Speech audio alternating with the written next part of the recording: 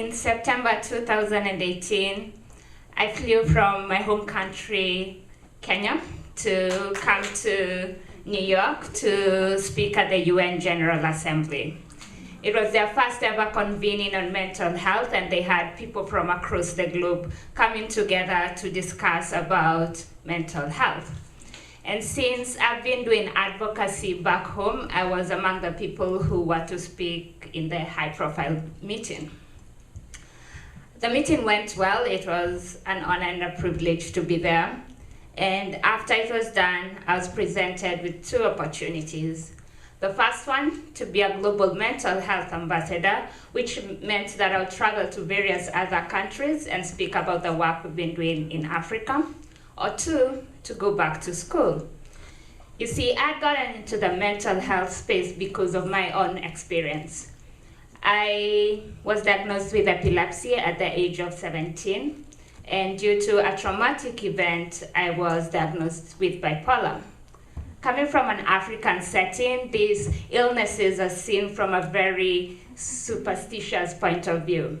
A lot of people look at them as curses from God or wrath that are falling on families, and not as health issues.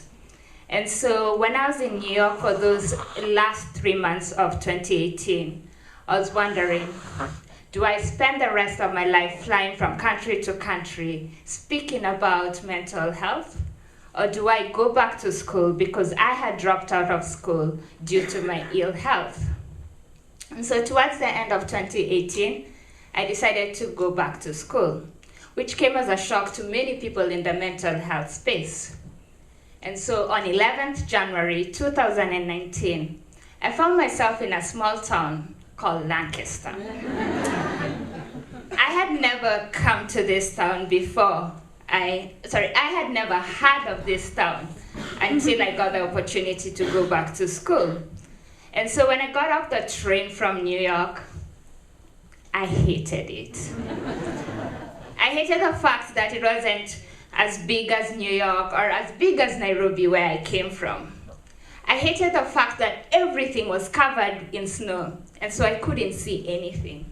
And as an African, I am not built for cold weather. So you can imagine how much more I hated it.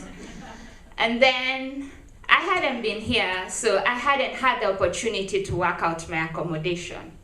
So as a 30-year-old, I was put up in the dorms with 18-year-olds. And so that made things even harder for me. And as someone who was used to running their own organization, it became even harder because my life was limited to the dorm, the classroom, and the dining hall. No one was calling me up for interviews or research or to do discussions on mental health. And so I started crying. I cried once a week at first. And then it was twice a week. And then I couldn't go to bed unless I cried.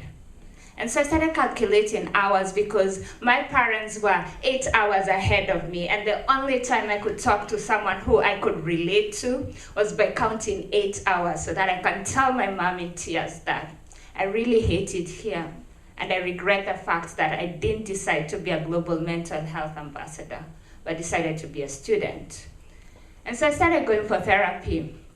On the first 2 or 3 sessions, my therapist couldn't get anything from me because anytime she asked me how I was doing, my tears just started flowing.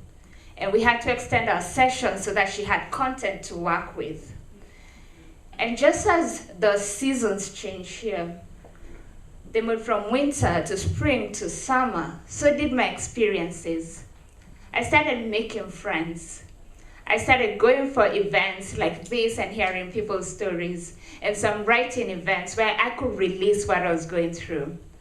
I fell in love with this little city, and I later moved from school to the city.